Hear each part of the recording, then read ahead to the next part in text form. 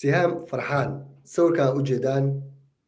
magaceedu dhammaystiran waa Sihaam Farxaan waa 19 jir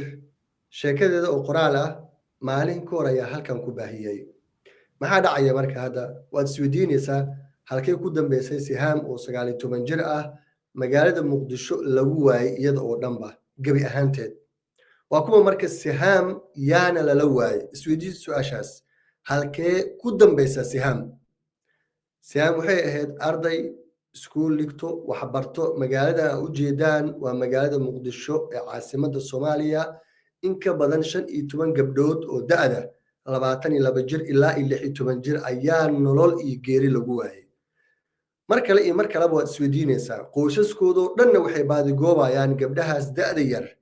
yaa gurubsanaya oo magaalada ka qaadanaya waa isweydiinaysaa adiga quraadaba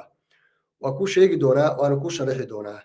Sihaam reerkeeda oo igala soo xiriiray Muqdisho maalmo ka hor markaan baahiyay waa la waayay gabi ahaanteeda ugu dambeyn way soo hadashay iyadoo sheegaysaba in telefoonka laga qaaday si lamida in la watay laakiin eelboorka magaalada Muqdisho way ka baxday kaligeed ma ahayd may waxaa la socday koox gabdho iyo wiilal ah maxaa loo waday marka halkeena loo waday halkeena hadda joogtaa Sihaam oo qarinayso ayaa sheegtay in eelboorka aadan cadde ay ka baxday telefoonkeeda laga qaaday qoyskeedana inay diyaariyaan adduun lacageed in ka badan 20,000 oo dollarka Mareykanka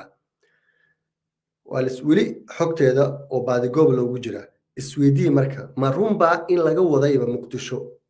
mise guryo ku yaala Muqdisho oo ay magafayaal leeyihiin ayaa lagu haystaa waxaa jiro gabdho iyo wiilal la shaqaysta magafayaasha kala duwan ee Liibiya Suudaan ilaa Itoobiya jooga magafayaashaas guryaha magaalada Muqdisho xaafado ku yaalo ayay ka kireysteen guryo maalmo kor waxaa jirta sheeko noocaas ahayd oo aan sirdoonka Soomaaliya la wadaagay track lagu sameeyay lambarkoodii la dabagalay locationka lagu raadiyay guri ku yaala jungle oo ay ilaa in ka badan 6 gabdhood lagu afduubtay tahriib loo sheegay marka hore dabadeedna halkaa lagu dhibaateeyay qaar la kufsaday cuntada loo diiday qaarkood timaha laga xiiray nabsugida ay ka soo badbaadisay mar kale marka maanta waxaan arkaynaa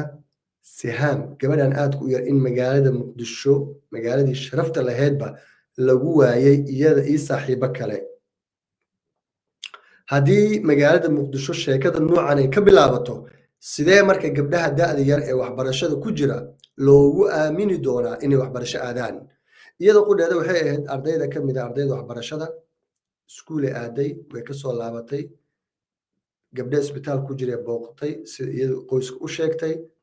hal mar ayaa telefoonkeeda doonsan la arkay waxaa soo baxay marka rag iyo dumar magafayaal ah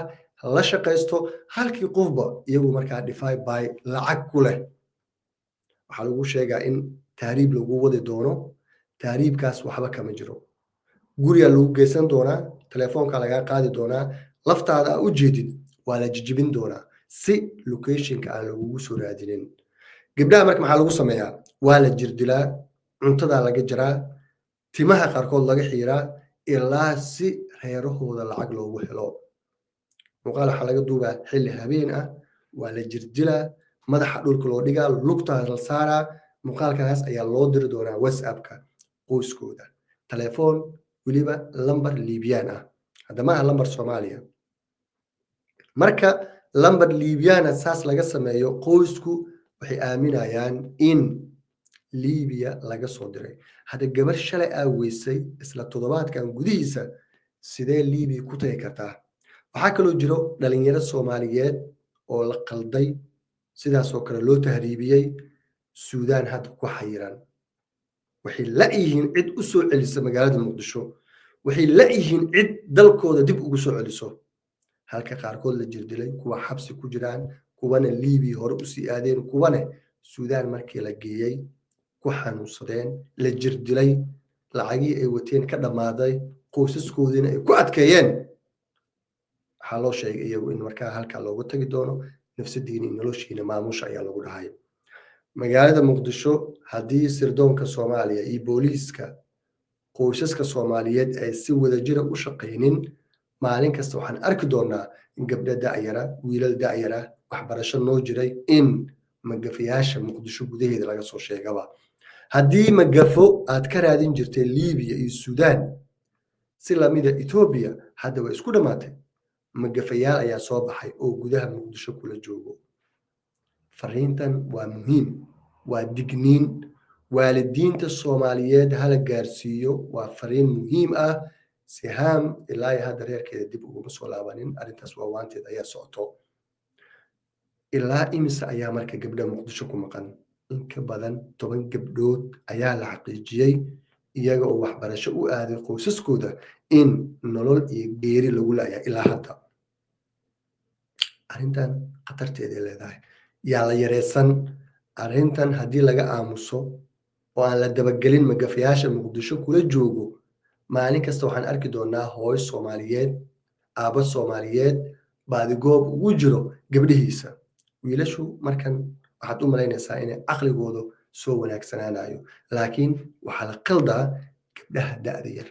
u baahan caawinaadda la joogista baxnaaninta talasiinta hadda xilliga fiiris gabadhu aad u da'yartaa waa 19 jir keliya xilliga 19 jir ilaa 20 jir ilaa 16 gabdhuhu way ka nugul yihiin wiilasha yaa la yareysan yaa laga aamusin hooyooyinka Soomaaliyeed fariintan hala gaarsiiyo gabdhaha da'da yar ee Soomaaliyeedna halala taliyo yaana la yareysanin waxaa jirto gabar caan ka ah magaalada Muqdisho qaarkood inay qoysaska mararka qaar inay u shaqeyso iska dhigto laakiin magafayaasha tashkiiliso qaar ayaa haddana iskuulada u dhigto iskuulada keliya miyaa may jaamacadaha waxaa u dhigato gabdhahaas waxay keliya wargeliyaan oo ay tashkiiliyaan waxay u sheegayaan inay si wadajira u tahriibi doonaan iyagu laakiin guryaha markay geeyaan way ka soo laaban doonaan lacaga divide by 3 ayay ku yeelan doonaan tusaale arday ka mid ah ardayda ayaa kugu qalqaalin doono in la tahriibi doono wuxuu ku leeyahay lacag lagama rabo waxaas oo dhan waa la fududeyn doonaa baasaboora lagu sameyn doonaa lacagta baasaboorka lagugu sameeyo oo 200 ilaa 300 noqon doonto waxaa ka badnaan doonto in adigoo magaalada Muqdisho joogo 300 kaliya inta lagu geliyo lagaa heli doono in ka badan $10,000 Mareykanka qoyskaada lama hadli kartid waa lagu jirdilaa habeen madow biyo lagu shuba coda laga duuba liibi inaad joogta laga dhigaa marka reerkaadu ay soo diraan $10,000 Mareykanka habeen madow ayaa haddana markale indhaha inta laga xiro wadada lagu soo tuuri doonaa waxaad u malayn doontaa in adduunyo cusub ay imaaday qofka ugu horeeya ee ku arko kula yaabi doonaa ilaa marka dambe qoyskaada ay ku farxaan inaad Muqdisho la joogtid yaa la yareysan waalidiinta Soomaaliyeed muuqaalkan gaarsiiya waad ku mahadsan tahay haddii halkan aad soo gaartay